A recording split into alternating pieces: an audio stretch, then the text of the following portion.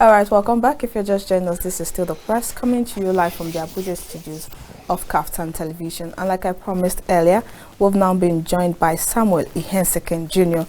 He's a public affairs analyst and also a legal practitioner.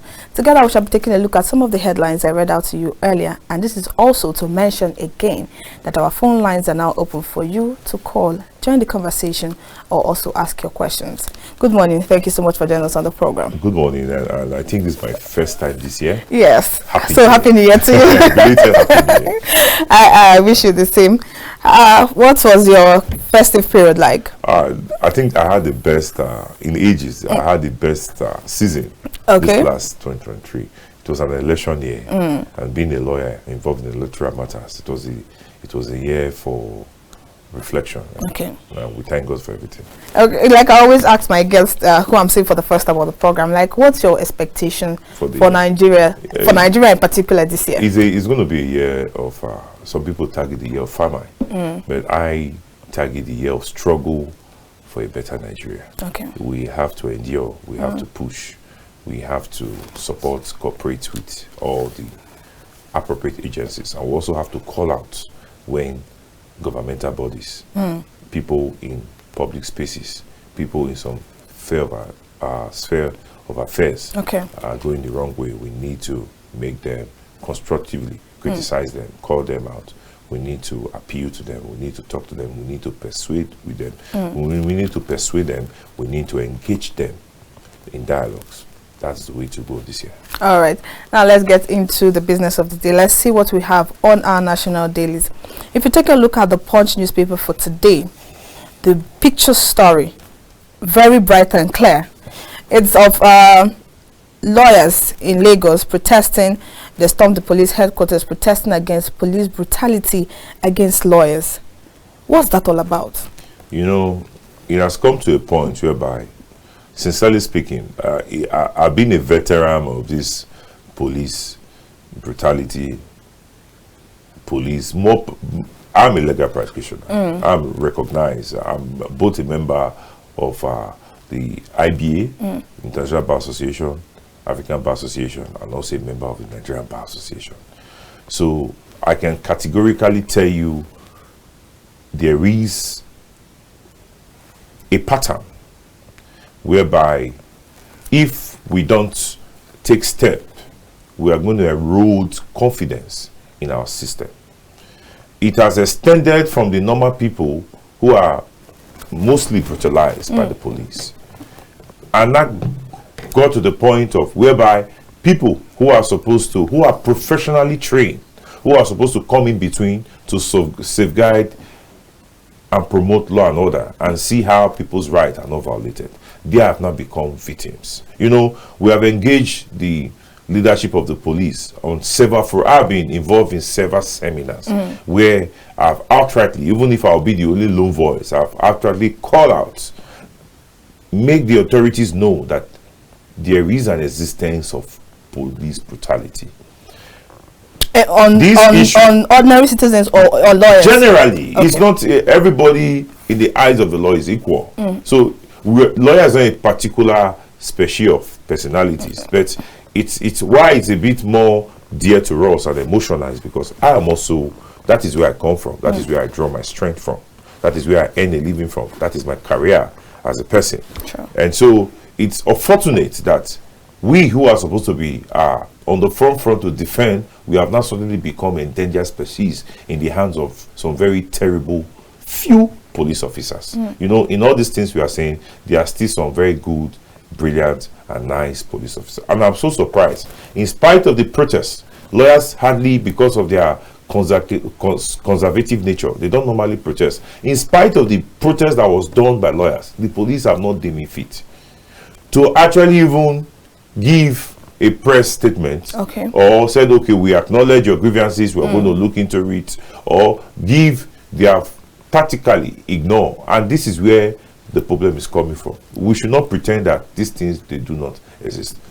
It goes beyond you just suspending that police officer in Lagos. You said Austin Arase, who's before now was the DPO. The interesting thing about this matter is the very moment this matter came to my knowledge on a lawyer's platform, and I looked at it. Quite fortunately or unfortunately, the man seems to come from Edo State, and I got his number and I put a call to him and I asked him, sir, what is the problem with this lawyer? The allegations against you that you have brutalized and assaulted the lawyer. How true is it?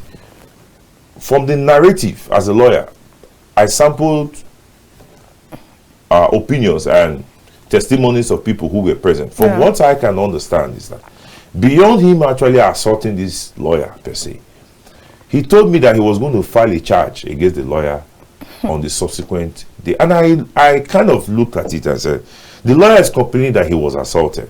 He was brutalized in the course of doing his lawyering job at the police station. And you are deeming it fit in order to cover it. You want to charge him for a very frivolous charge. And that is where we need to draw a line. Okay. We cannot continue like this with the Nigerian police force. If not, this thing they are trying to hide, or this thing they are trying to... The NSAS came, and it seems some police officers in some certain quarters, they have not really learned their lesson. Because I was going to say that, because now we are talking about lawyers protesting. This all draws us back to the NSAS.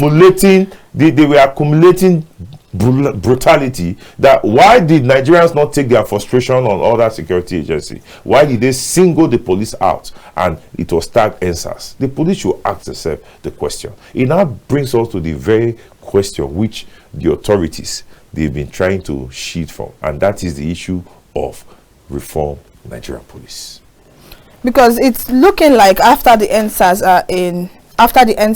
in 2020, nothing has changed. If it has moved even into professional bodies, it seems nothing has changed. But then we had stories of reforms, and then we are wondering, where is the reform? What happened? The painful thing about this whole thing is I saw a circular delivered by the PRO of police, and I said, these are distractions.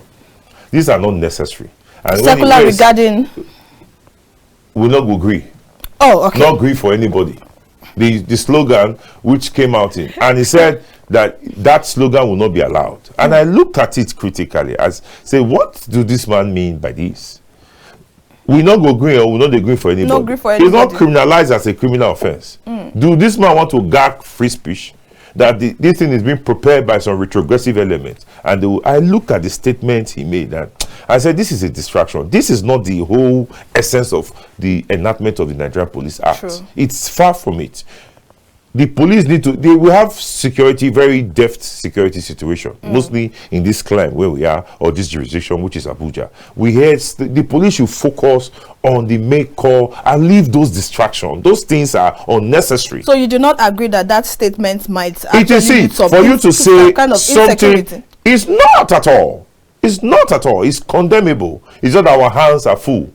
We would have engaged him, probably do a press statement to that effect. It's not. For you to say the word revolution, the word will not go green, which statute of law has criminalized it as a criminal offense?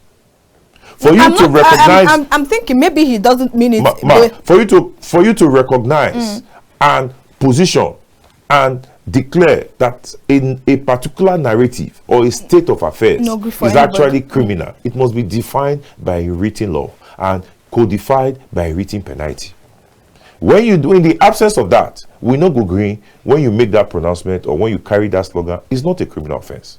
The police PRO should stand corrected, and if he continues in this particular pattern, I urge the IG to please relieve him of that duty. He's unfit to be in that position. Because I want to believe that there's always a positive and a negative side to anything. Like also, you know that the Nigerian army has also come out to use the same statement. You can see they will not agree for terrorism. Beautiful. It's actually an inspirational statement. We not go agree. I go pass my exam. We not go. Why will he reduce it to his own local contest and say it's a criminal offense? How did we get here? Where are we going from here?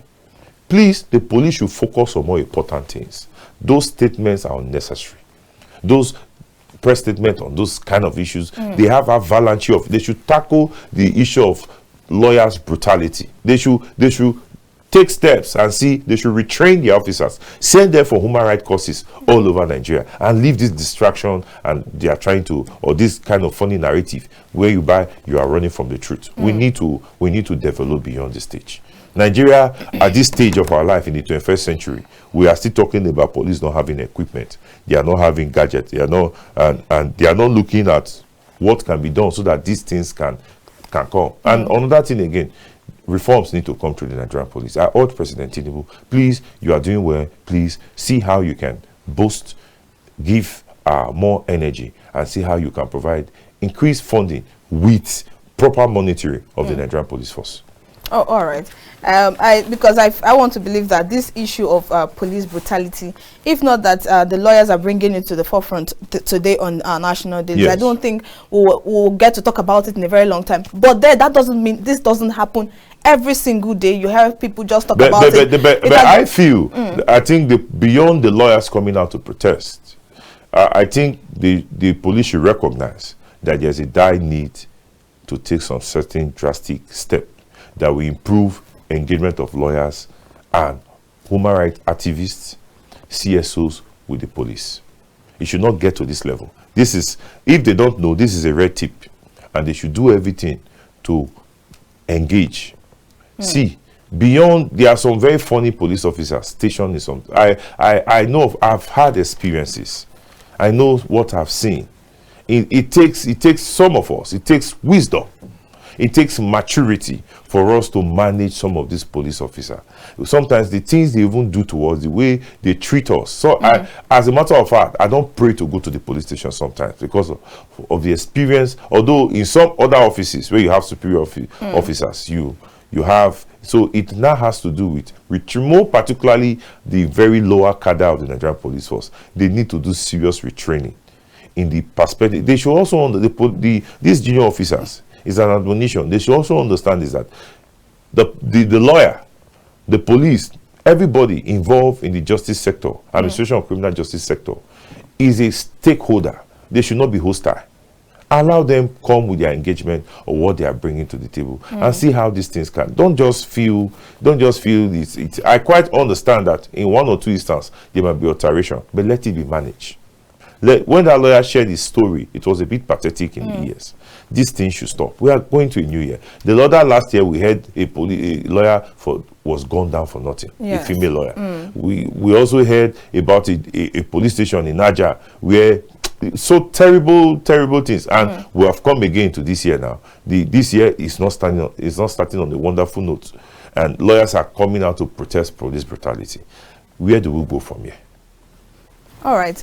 I want to also make mention of the fact, because you made mention of when you reached out to the officer involved, he said he was going to charge the lawyer to court. Yes. He even made some very spurious allegation against the lawyer. Now I want to ask, because sometimes I read some statements or cases, and after the case there's a ruling by the judge, and the judge there's something they call waste of court's time waste or something. So in a process where at the end of the day a case is said to have wasted the time of the court, what happens in that regard? Because I feel like a lot of Nigerians waste court time. No, not waste court time. If a policeman actually charge your security agency on a very frivolous charge, they charge you to court, you can find malicious prosecution against them. You prove the ingredients, you exhibit the charges, the cases filed in court, you convince the court will grant you judgment. And that's what I'm saying. In a situation where at the end of the day, in the granting of the judgment, it is mentioned that the court's time has been wasted by whoever brought. Yes, so frivolous. What happens in that regard? The judiciary, they are actually slow to grant orders of cost. The new Administration of Criminal Justice Act 2015 actually provide for very instances, frivolous adjournment, unnecessary prosecution. It provides for fine and costs to be awarded against the defendant, which the police tag as suspect in the course of their investigation. But most magistrates, I don't know, probably because of their practice direction, they are most times not inclined to grant that cause. I think that should, as a first step, should be looked at to see when police bring some of this. If you hear some of these cases, I'm not trying to malign the police. I'm talking as a stakeholder and a participant in the process. I've seen a lot. And with the police, I cannot compromise my standard. I will always tell them the truth. I have some of them as my friends. Some of them see me as a talker. Some of them see me as an enemy. But I will keep telling them the truth. All right. See, the truth about this whole thing is, I can bet you, if we get our police right in Nigeria, the way the world will see Nigeria, it will be so fantastic. If our police become very effective, the way our recognition, our profile, I'm telling you, if our police become nice, investors will come to Nigeria. But I want to believe that it's not only police that is the issue of Nigeria. No, not police, but it's the pains of Nigeria. The thing about it is that if I have a problem with you, even when I know that it's not a criminal matter, I know how to go and use the police to come take some steps against you. These things should be stopped. And also too, the Police Act has finally declared some certain civil actions as not within the purview of the police. I think it's hard time the police create a department where they get complaints and matters like that. They should sieve it. And when they do some investigation, preliminary investigation, and find out that it's not within their competence, there is no need wasting parties' time. They should please tell everybody to go to the appropriate court. Like you will see in some instances, matters of land matter, purely land matter declaration, the police are handling it. And it's not within that purview because it borders on declaration of right to title, yes. Okay. which they don't even have the competence and the expertise to over-investigate. Handle such matters. So these are the things we are talking about. We are not just saying these things. Some of us, because of speaking, we have become targets. Not dangerous target per se or otherwise. It's when we go to these offices to represent our client, there's a particular pattern and eyes they use in looking at us. These things should stop. This because we feel that we want a better. A lawyer was telling me in Benin that the way I go about this police matter sometimes, and I'm canvassing for police reform, I should just take it easy. It doesn't. I know where he was talking from, the background he was talking from. We should leave out these things. We don't have any other country of our own. We don't have any other police. I want to see Nigeria police as one of the best in Africa. All right. I also want to see that, and we are hoping that good things come to us real soon. Now, let's leave that matter and take a look at what's going on in the humanitarian ministry. Yes. First, I want to get your opinion so far on what you think from the situation and the president's reaction. I want to get your general opinion on. First of all, I want to thank President Tinubu. I was not expecting the suspension of the minister for the newly appointed minister for humanitarian affairs. It's quite unfortunate because she's a youth like me, and I thought our engagement or appointment as youth into the presidential cabinet will define the real sphere of politics. Okay. It's quite unfortunate that the allegations bogus enough. The matter is under investigation. The matter, I don't want to make some prejudicial statement. But for the past ministers, and Umar Farouk, who has been invited, I think the security agency should do a detailed investigation of those personalities. You know, when we are crying during the Buhari's regime that this money is a ghost money, it's not going to anybody. They thought we were just talking. They thought we didn't know what we were talking about. But it's very obvious that there are so many things. It's a ministry of disaster. It's a ministry of so many investigations. It's also a ministry that the more you look, the less you see. So all the security agencies to investigate swiftly and give their report. Now, even the guest that we had on the program yesterday had a lot to say, not just about those who have been involved, about the ministry, since it was founded under the President Muhammadu Buhari's regime. Yeah. So, but I'm very sure that there was a good reason for that ministry being set up. But it seems that so far it hasn't been able to achieve the aim for which it was set up. And as you can see, there have been so many controversies around this particular ministry. So what do you think was not done right, or what do you think is going wrong actually in the Ministry of Humanitarian Affairs? I think basically it has to do with the APC. It's a narrative of the APC. Why so? The one thing about the APC is they don't have the willpower to tackle corruption issues. Okay. They don't have the willpower to tackle fraud. They bring in diversionary practice. Look at all the alleged personalities, they are all card-carrying members of APC. The APC factor is a problem. Okay. And I think beyond party politics, they should investigate these personalities. A lot, when you go deep down in these cases, these criminal matters, you will see a lot has gone down. We are seeing it from the preliminary. I can bet you a lot is happening. Because the truth about it, those money budgeted for this purpose, if they are meant for this purpose, the life of the ordinary Nigerians everywhere, you will see the impact. How many people can boast of that thing that they have been able to access? I can tell you it's not up to 1% of Nigerians who have been able to, and the 1% are the privileged few who have organs on top for them to access it. So what is the whole essence? The truth left for me, I think the art ministry should be investigated and scrapped. It's of no use. Then when it is scrapped, who plays the role that they should have been playing? An alternative ministry should come with a new identity.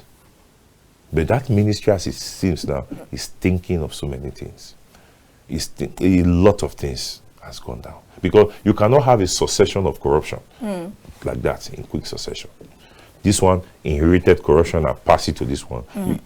When the house is dilapidated, you cannot stand. You demolish it. That ministry they should investigate everybody thoroughly, all the directors and everybody. When that is done, you move to the next circle and reorganization.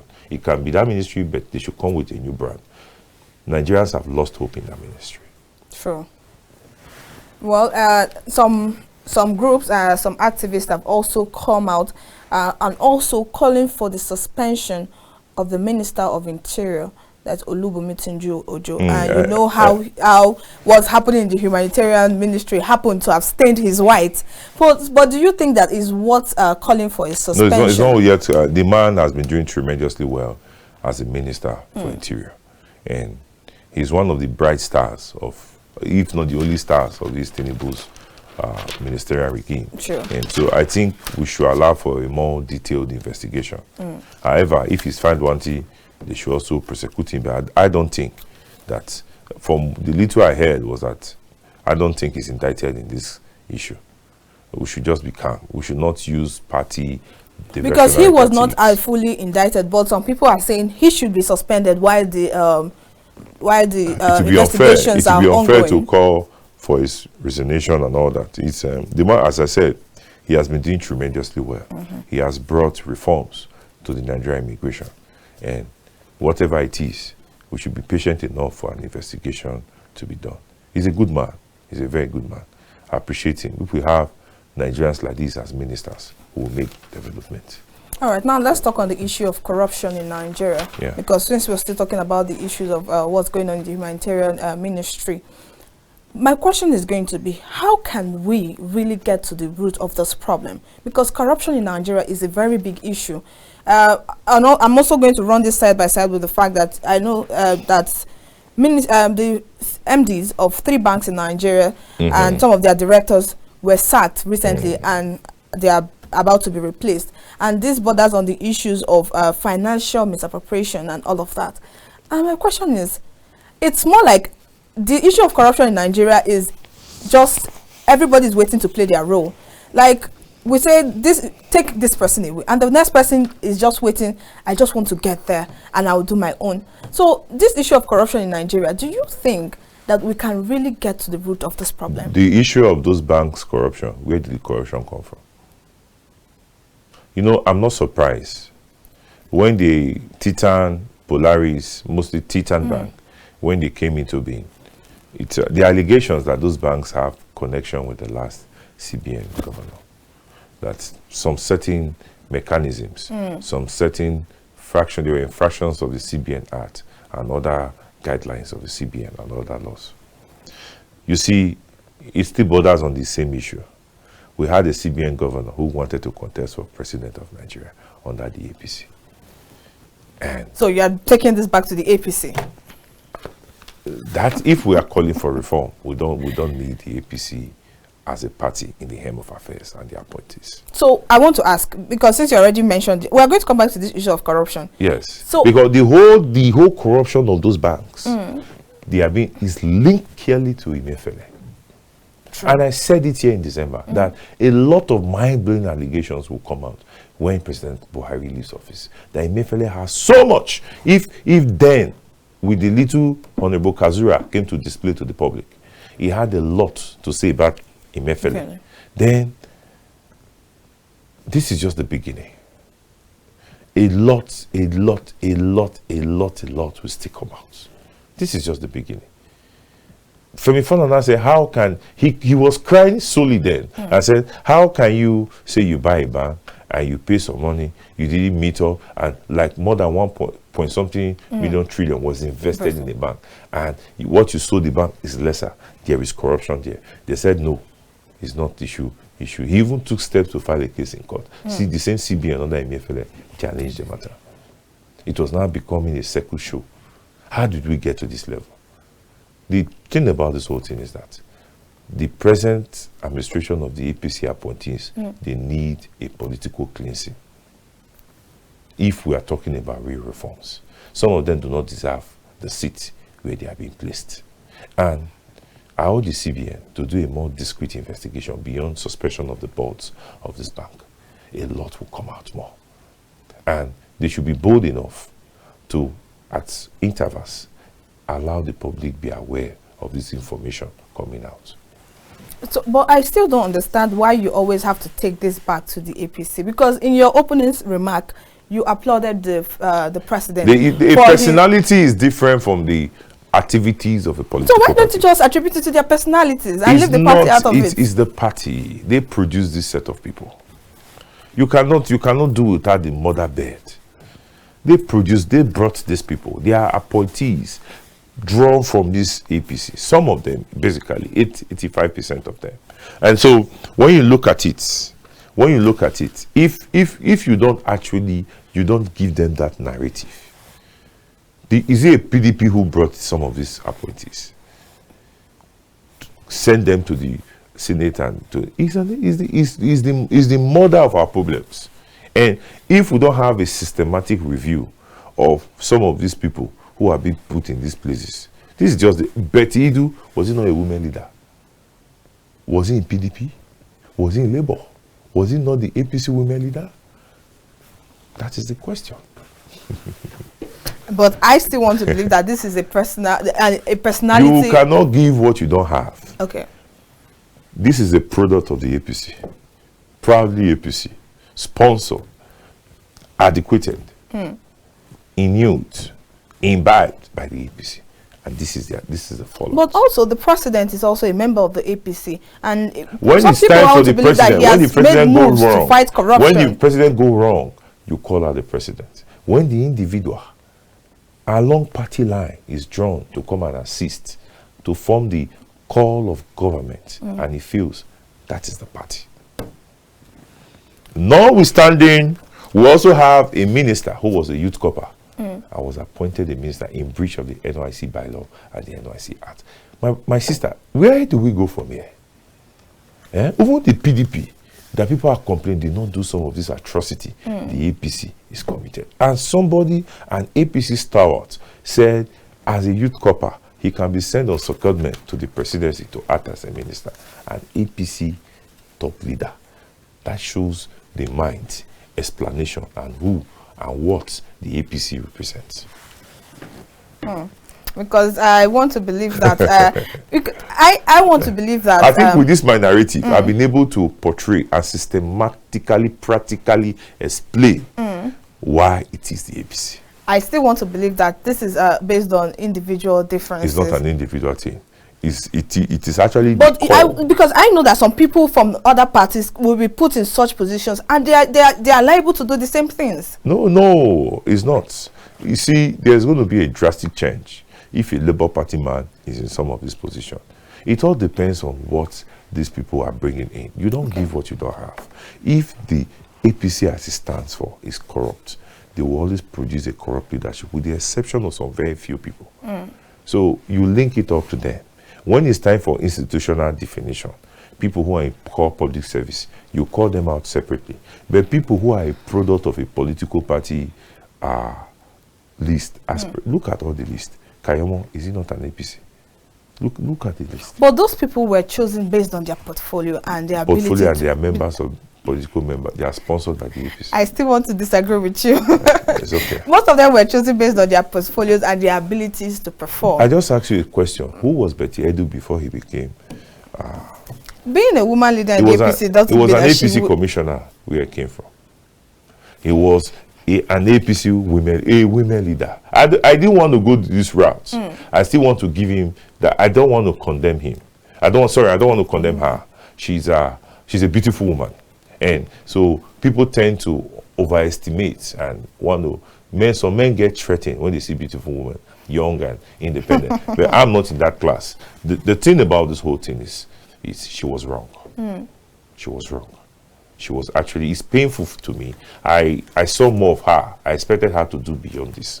But let's see what the security agencies will investigate and come up with.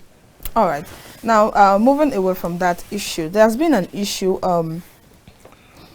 on social media, on our national dailies, but for some reasons, I didn't want us to take a look at those stories in the past 2 days. But let's just, I want to get your legal perspective of what has been going on between the BBC and the Synagogue Church of All Nations.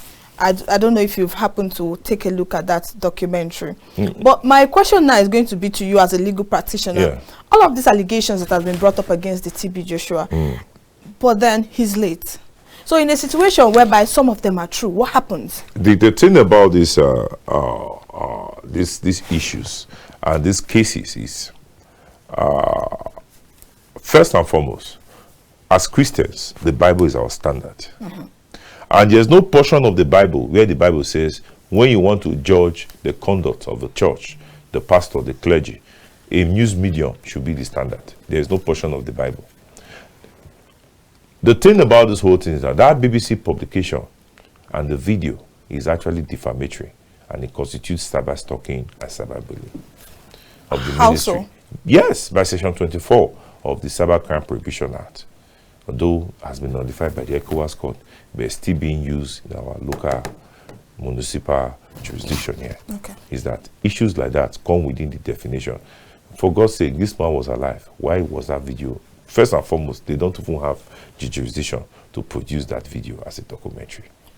Oh, really? Yes, because it's clearly defamatory. If you have allegations, you have two options. You file your case in court, or you report to the security agency if a crime is committed. It's not by documentary. If you have hard evidence, they just come and defame, and there is no comparative, analytical, experimental evidence to back all they are saying. All those things they are saying are merely hearsay. It has no value. Okay. Yes. There's a portion of the Bible, as a dedicated Christian, it says, test all spirit and know the one of God. And a Christian should have a spirit of discernment. You don't just wake up and you ascribe, you make unnecessary statements, you make unfounded allegations against someone who's supposed to be resting in peace. I'm ashamed of the BBC, with all due respect. And I don't pray to be interviewed by them in the course of my sojourn or my pursuit of my endeavors again. And because this is they've been doing this, but this really got to the heart of a lot of people. Even people who are core critics of fake and false prophets, they are not happy by the conduct of the BBC. Because nobody is safe. The danger of this thing BBC is doing, even the ones that is seen to be wholly just in the eyes of some certain person, the BBC, they will come with a narrative against such people. That if the BBC continue like this, I don't think they are fit to be on the communication soil of Nigeria. They should go back to wherever they can come from. Well, that's what in the investigative journalism. It when it borders on some certain violations of human rights, some very infractions of our laws, some very departure of civil rights and liabilities, videos, documentaries of this kind that is purely dissipating and defaming, libelous, slander. My sister, it's not fair now. So in this cause, whose human rights when you look at all the stories violated? That of the TB Joshua. But he cannot take them to court. No, not TB. The church itself. the call of all their sundry allegations are they are ascribing allegations to the church, to the synagogue church of all nations. They are ascribing allegations. How can you leave a place for 20 years and you are now making allegations after 20 years, 15 years? Where were you all this while? Why did the BBC not? Why wait in this time? And and when you look at it, that thing is going almost to 2 million views. That means they are making profit from it. If they are not making profit from it, there are no clicks and views. Will the BBC publish this thing? My sister, we should have an holistic mind towards some of these things. There is something. See, I'm too exposed to fall for the trick of the BBC, and I've been in the forefront. Yes, I'm a friend to the media, but you see, this thing the BBC do is uncalled for. Is uncalled for. Where we are trying to protect the media space, our rights are not being gagged. The BBC, if the BBC know they have investigation of that kind, why don't they go and give it to the police to investigate and do their discreet investigation? The outcome, they publish it. Would have been justified and legal if they have done that. Why go and say you are the investigative journalist and start slandering and calling out people, calling names to people? It's not going to stop here. Some people are not telling them to go to Auchi, to go to Warri. We are waiting for them. Unfortunately, I'm a lead counsel to one of these top clergies. And if people like the BBC are bold enough, they should be ready to meet us in court. So in a situation whereby it has happened like this, and like I said earlier, the remedy for the synagogue of honesty, they have different options. Wherever the BBC is stationed, they can file a case there. They can drag them to security agencies. They can also write to the Nigerian governmental agencies to bar them and protect our media space. This is unbecoming. This is a foreign station operating in Nigeria with sub-participation names. We don't need this now. We don't need. You know, this TB Joshua you are talking about, you know, he brought peace to South Sudan.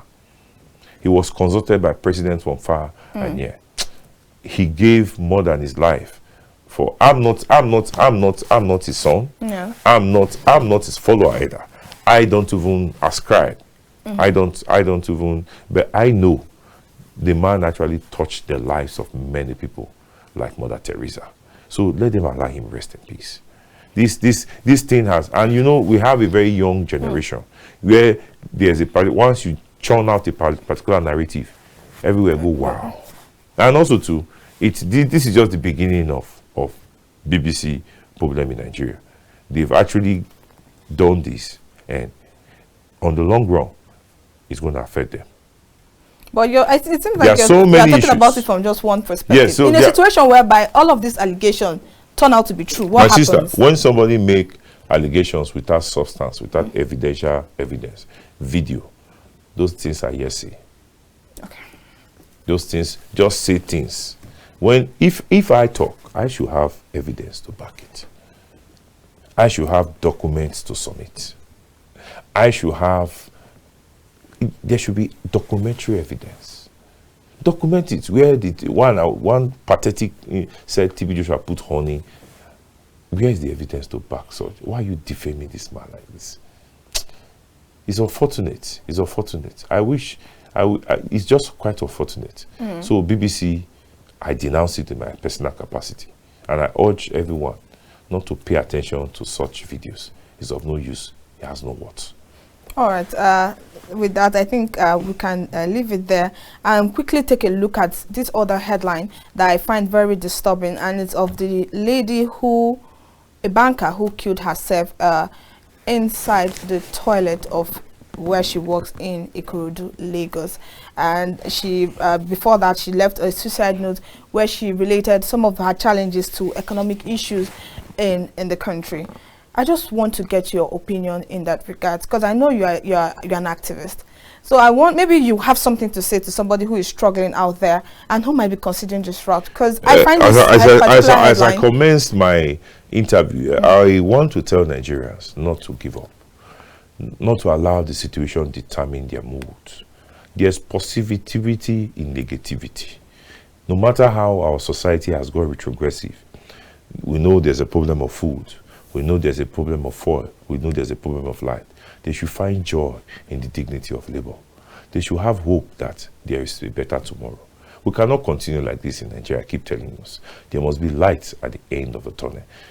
Please, we should not keep into depression. When you are depressed, you need to speak to a counselor. You need to talk to people who can talk to you. Some of our numbers are on public spaces. You can talk to us. We can encourage you. Everybody is going through the same string of things. They touch everybody in a pidgin language. They touch everybody. So we should all encourage ourselves. Just like David in the Bible said, they saw me and I was encouraged. I ought all Nigerians to be encouraged. Nigeria's situation is a dire need of reforms, but it will come. It will come. There's a hand of God in Nigeria. We should be patient. We should be hopeful, and we pray things get better. All right, with that, we'll go on a short break now to take a look at some videos from social media, and I'm hoping that we'll just start to ease off all of the tension of things that have been going on here in Nigeria. Let's take a look at this video, and I'll be right back. Well, I hope that video put a smile on your face. Because on social media, I see things where people post this kind of videos and tag it the girl daddy. And I remember when I was growing up, I don't think I would have ever been able to try this. Where would I even get access to makeup? Well, then. The thing about the girl child is that they are mostly close to their father. Yes. They love their father more. Some, in most cases, they love their father more because the father, there's this attachment. Especially when the father is present. It's always a girl child to the father. Yes, and but then this thing also with the mothers and their first sons or their sons. Yes, like my mother loves me so much. If it is allowable, she will marry me off.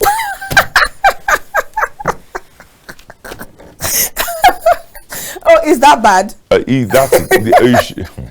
It's so awkward. And I saw it with one of my friends again. The guy is so big. The mother, when he was traveling, we were going to the airport. The mother held him, he kissed him, he held him. His mother is almost going to 70 years. And there's this attachment. And my mom, if left for my mom, as big and grown up as I am, I'm a man now. If she has her way, she want to back me up in the back. That is how attached mother can be to their sons. Well, I find that video very funny. When I watched it, I was just smiling. Like, what is going on here? It's also catastrophic, but very cute. No, it's not. It's a positivity. It's the same positivity. We are a happy people. It's just bad governance that has taken us backward. True. Nigerians are very happy people. And Father, they always, because sometimes thinking about Nigerians it, are very inventful. They know what to bring to the space to douse tension. Thinking about it now, I'm thinking of how everybody in Nigeria just automatically just agreed that this year, the motto for this year is no grief for anybody. And then it just became a thing. And nobody will criminalize it. We'll move from here. All right, and I hope so. And